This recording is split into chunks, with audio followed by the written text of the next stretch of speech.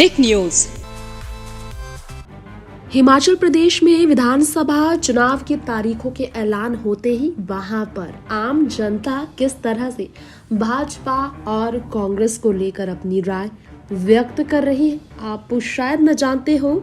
जनता के बीच जाकर एक बड़े मीडिया संस्थान ने जब वार्तालाप किए, सवाल किए गए कुछ, क्या भारतीय जनता पार्टी को एक बार फिर से हिमाचल प्रदेश में राज करनी चाहिए? क्या बीजेपी की जीत इस बार फिर तय है?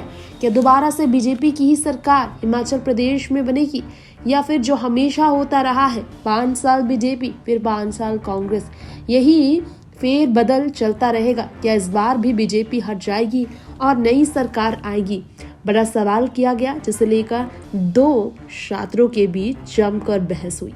और वो 2 छात्र ITI के स्टूडेंट हैं, जिसमें से एक स्टूडेंट ने तो खोलकर कहा ITI कब बनी, भाजपा के राज में बनी। दूसरे के साथ उसी शख्स की बहस हुई IIT को लेकर।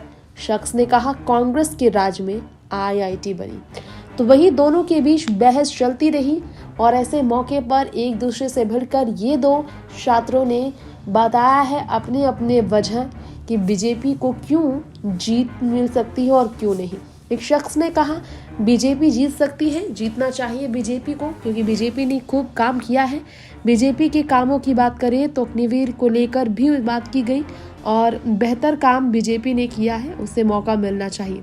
तो दूसरी तरफ दूसरे छात्र ने कहा बीजेपी ने इतना अच्छा काम नहीं किया है और बीजेपी की हार इसलिए तय हो सकती है क्योंकि सरकारी पेंशन जो है बंद कर दिए गए हैं उन आम लोगों के लिए जो कि सरकारी नौकरियों में हैं, कंडक्टर से लेकर अध्यापकों तक की, आर्मी वालों की। इसीलिए बीजेपी के खिलाफ ये सभी जाएंगे और कांग्रेस को हो सकता है या आपको वोट दे देंगे। तो बीजेपी की हार के कारण बताए गए हैं सरकारी पेंशन का बंद होना। बीजेपी की हार का कारण, बीजेपी की हार होने की संभावनाएं जताते हुए ये भी बताया गया है कि इसकी वजह एक और हो सकती है।